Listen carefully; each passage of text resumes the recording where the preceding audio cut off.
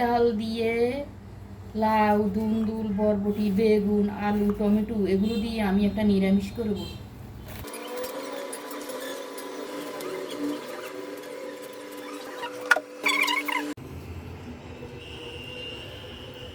কেটে পরিষ্কার করে রাখা সবজিগুলো এখন আমি দিয়ে দিচ্ছি কড়াই বসিয়ে দিয়েছি।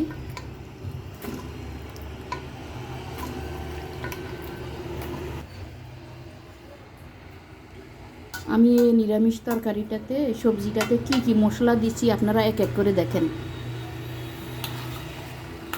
সিদ্ধ করা ছোলার ডালগুলো দিয়ে দিয়েছি, হাফ চামচ রসুন বাটা, হাফ চামচ আদা বাটা, হলুদের গুঁড়ো, পরিমাণ মতো লবণ, 2 টেবিল চামচ পেঁয়াজ কুচি, কাঁচামরিচ, একটু রসুন কুচি,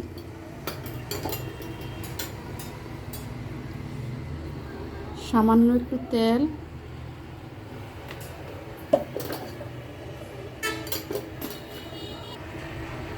এক চামচ মরিচের গুঁড়ো। আমি এগুলো দিয়ে সবজিটা একটু মাখাই নিচ্ছি।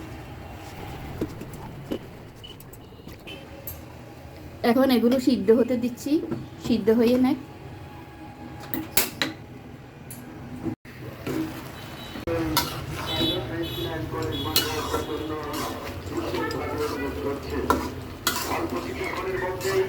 কিছু সময় একটু নাড়াচাড়া করে নিচ্ছি।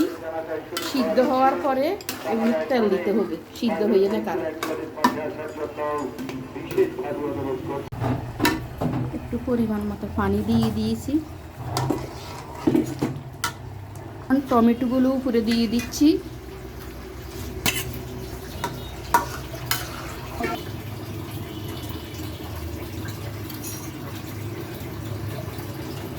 একটা তেজপাতা, একটু রসুন কুচি, একটু পেঁয়াজ কুচি,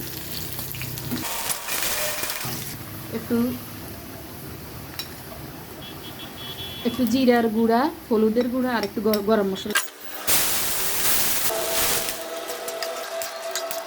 সবজিটা এখন হয়ে গেছে, একটু ধনে পাতা ছিটে দিচ্ছি।